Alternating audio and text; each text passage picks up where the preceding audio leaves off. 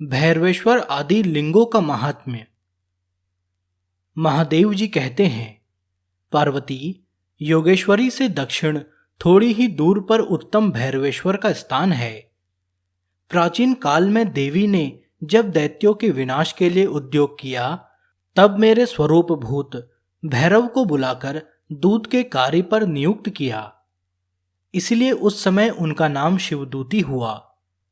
उनके बाद वे ही योगेश्वरी नाम से विख्यात हुई। उन्होंने भैरव को दूत बनाया था, इसलिए उनके द्वारा स्थापित शिवलिंग का नाम भैरवेश्वर हुआ। जो मनुष्य कार्तिक की पूर्णिमा को उस शिवलिंग की पूजा करता है, अथवा जो 6 महीने तक निरंतर उसकी पूजा में संलग्न रहता है, वह मनोवांछित फल को प्राप्त कर लेता है। भैरवेश्वर से पूर्व दिशा में 5 धनुष की दूरी पर लक्ष्मीश्वर नाम से प्रसिद्ध शिवलिंग है, जो दरिद्रता का नाश करने वाला है।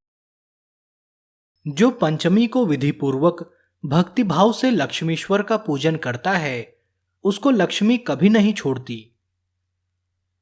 लक्ष्मीश्वर से उत्तर और विशालाक्षी से दक्षिण वाडव द्वारा स्थापित अत्यंत प्रभावशाली वाडवेश्वर लिंग विराजमान है।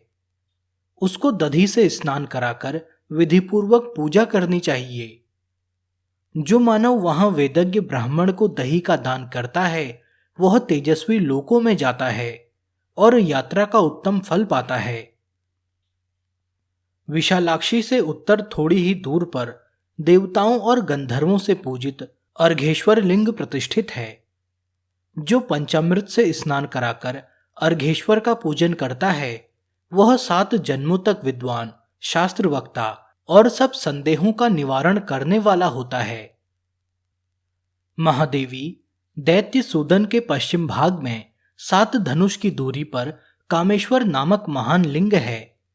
वह सब पापों को हरने वाला तथा संपूर्ण अभीष्ट फलों को देने वाला है। इस प्रकार पंचवक्त्र लिंग बताए गए।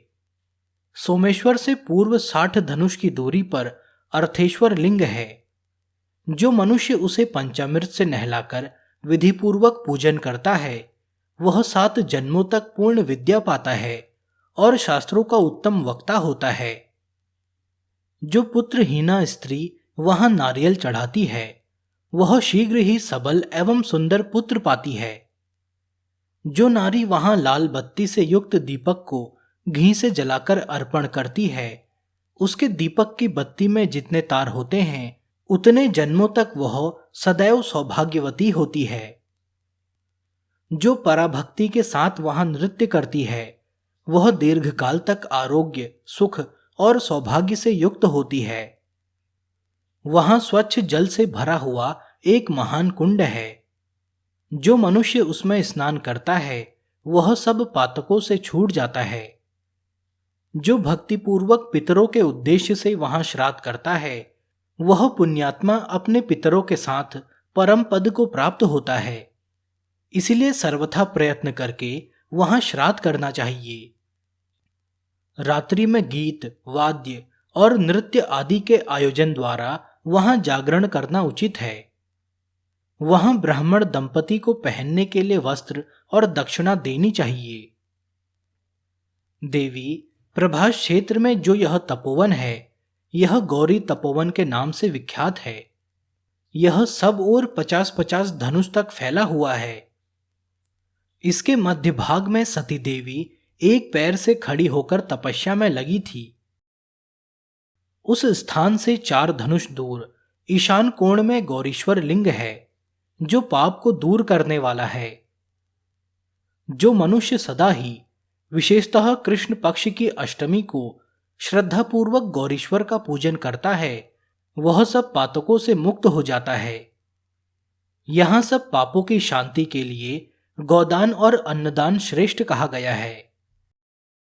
गौरीश्वर लिंग के दर्शन से गौघाती, ब्रह्म हत्यारे तथा अन्य अन्य पापी भी सब पापों से छूट जाते हैं। गौरी तपोवन से अग्निकोण में 20 धनुष दूर वरुण जी के द्वारा स्थापित वरुणेश्वर लिंग है। उसका दर्शन करने से मनुष्य सब तीर्थों का फल पा लेता है। अष्टमी और चतुर्दशी को यदि उन्हें दही से नहलाया जाए तो वह ब्राह्मण चारों वेदों का ज्ञाता है। पार्वती ब्राह्मण, क्षत्रिय, वैश्य, शूद्र, वर्ण संकर, गूंगे, बहरे, बालक, स्त्री और नपुंसक भी वरुणेश्वर का दर्शन करके धर्मपरायण होकर स्वर्गलोक में चले जाते हैं। जो उस स्थान में स्नान, जप, होम और पूजन करता है उसका वह सब शुभ कर्म अक्षय हो जाता है। वरुणेश्वर से दक्षिण 3 धनुष के अंतर पर ईशेश्वर लिंग है। पति के दुख से घिरी हुई वरुण पत्नी ईशा ने उस सिद्धिदायक महालिंग की स्थापना की थी। जो मनुष्य पाप नाशक ईशेश्वर का भक्तिपूर्वक पूजन करता है वह परम गति को प्राप्त होता है।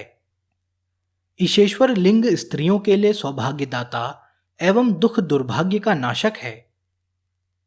वरुणेश्वर से नैऋत्य कोण में 3 धनुष दूर पश्चिम मुख वाला कुमारेश्वर लिंग प्रतिष्ठित है।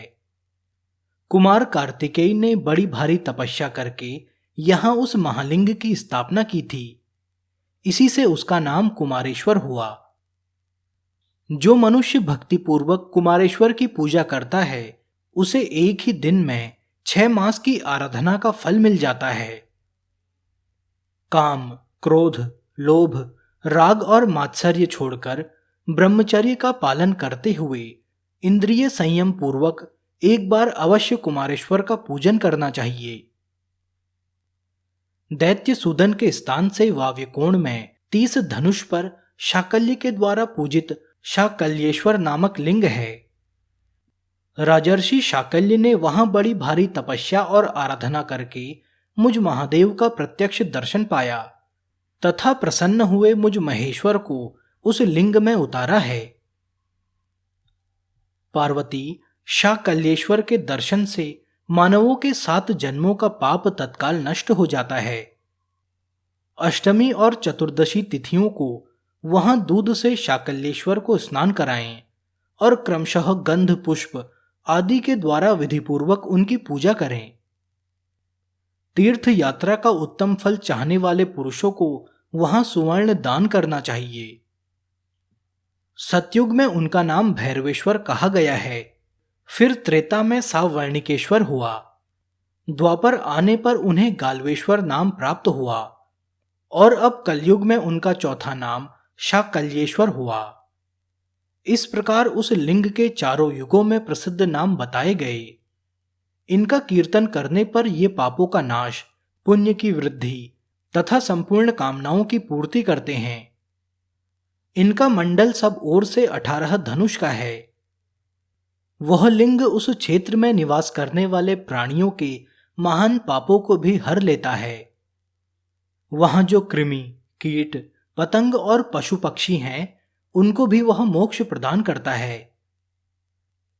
उस स्थान पर जो कूप आदि हैं उनमें सरस्वती जी का जल है। उस लिंग के दर्शन से मनुष्य सहस्त्र अश्वमेध और 100 वाजपेयी यज्ञों का फल पाता है।